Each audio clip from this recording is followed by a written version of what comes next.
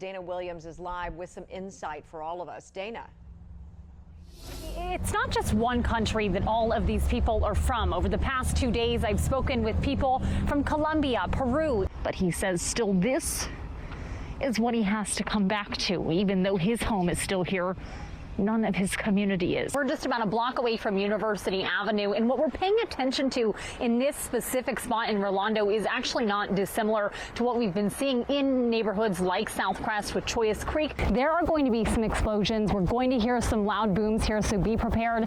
This is an area where, as you can tell, it looks like a little town. But this is just an example of why it is so important. As we were standing here in this interview, do you see that smokestack? The Border 66 fire started to break out. Good morning and happy Sunday. I'm Dana Williams. Thank you so much for joining us here on NBC7. He was involved in one of the largest bribery investigations in U.S. military history. What do you do now? I think that's the most devastating part of all of this. For so many people, this has been home not only for their entire life, but their parents' entire life, their grandparents' entire life. U.S. Coast Guard said because of the fog overnight, they couldn't spend much time in the air looking, even with night vision goggles. If you go and watch those videos where he was really in the same made-up violent scenarios, you can't help but wonder, were you in that sort of a mindset? Did you think it was some sort of a skit? This is obviously a rapidly developing situation where we're standing on Shelter Island, and behind me you can see there is a massive effort in the water to locate the military jet as well as recover the aircraft. On this entire street, not a single home survived past 273. Except for 281. The Pope remains in critical condition as he battles a complex lung infection. The crew was out on a routine patrol when they got that call that they needed to help with the fire on the Oceanside Pier. They rushed over to here. This is one of 2 fire stations on deck. From several local political commentators on both sides of the aisle who feel it was only a matter of time until this happened. We are going to be careful right here. There are some down power lines.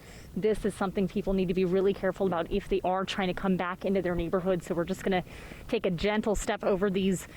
Harry, what do you see right now? Well, this house here is gone. Jonathan, Kathy, we're standing right across the street from where Jeffrey and Cheryl Koo were when they looked up in this hillside and they saw an electrical tower up in flames. It happened Tuesday night, right as the Eaton fire appeared to be starting. They say it was their worst nightmare, especially on a night when they just knew things could get out of control. Hey, babe, I need you to come out here right now.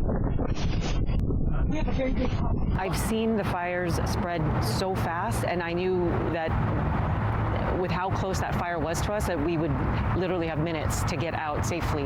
Cheryl and Jeffrey Koo have lived in Altadena for 20 years. She says she was on her way home from work on the 210 freeway when she looked in the distance and saw an orange glow. As she got closer, she knew it was time for them to pack up and leave. Oh no! Minutes later at 6:25 p.m., the fire grew. Oh my God. Then 6:28 p.m., the power lines were completely engulfed in smoke and in flames. A nightmare horror movie. You just don't ever want to see something like that. And it was so close. That tower is very close to our house. I'm gonna spray the roof. By 6:41, Jeffrey tried to spray down his roof, but said the wind was so strong, he's not sure any of the water were even stuck. What it did instead was carry embers straight to their home. Please God, save us, save our house. You're not going to be able to control that, you know? So seeing that, I immediately went to this is very, very bad. According to their video, by 6:53 Tuesday night, they were pulling away from their house under an orange sky facing what was the unthinkable. We potentially could lose everything at this point. Bye. Jeffrey and Cheryl were able to get to safety along with their 2 dogs, and they say by a miracle they returned Wednesday to see their home still standing. But of course, it doesn't fully make up for all that's been lost. From my particular viewpoint, it seemed like that could have been the initial start of it. We're just devastated. Absolutely terrifying and heartbreaking to feel like you were there in those moments with them. Of course, the official investigation into what caused the Eaton fire may take months as investigators continue to do their work.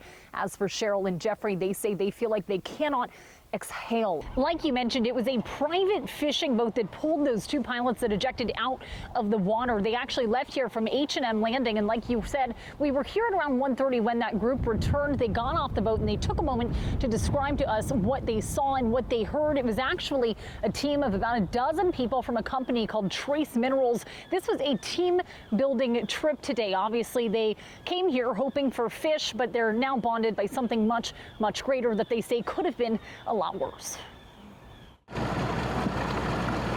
A routine private charter turned into a scary situation Wednesday morning when the typically uneventful cruise out of the San Diego Bay was interrupted by a military jet seeming to take off from Naval Air Station North Island. Normal, sounded great. We're like, oh, it's pretty cool. And then we could hear it kind of screeching around, and one of our co-workers was up on deck and started calling us up.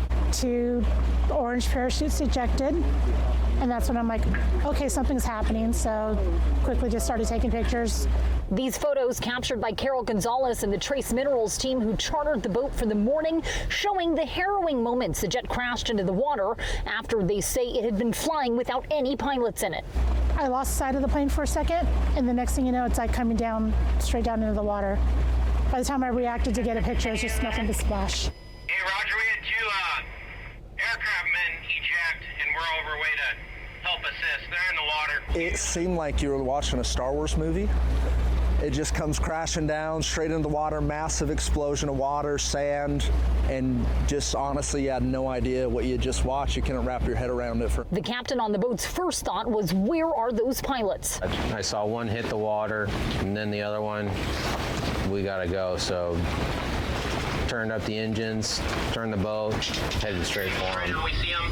We're getting life-saving equipment ready, our ladder, and we're pulling up to them. If they're, you know, hurt, whatever, we just know there's people in the water and we need to get them out. The 2 pilots were pulled on board to safety by the crew and didn't seem to be hurt. I was quite impressed with the way they handled the situation too. Everybody was calm and just handled it like, you know, it's like every day, you know, but it's not. It was really cool. You could see them kind of hug each other after they got on board and making sure one another was safe and good. And I think probably a lot of shock and maybe a little trauma from it, but they were good and, you know, very professional about helping them out. Hey, Roger, we have both pilots on board and safe.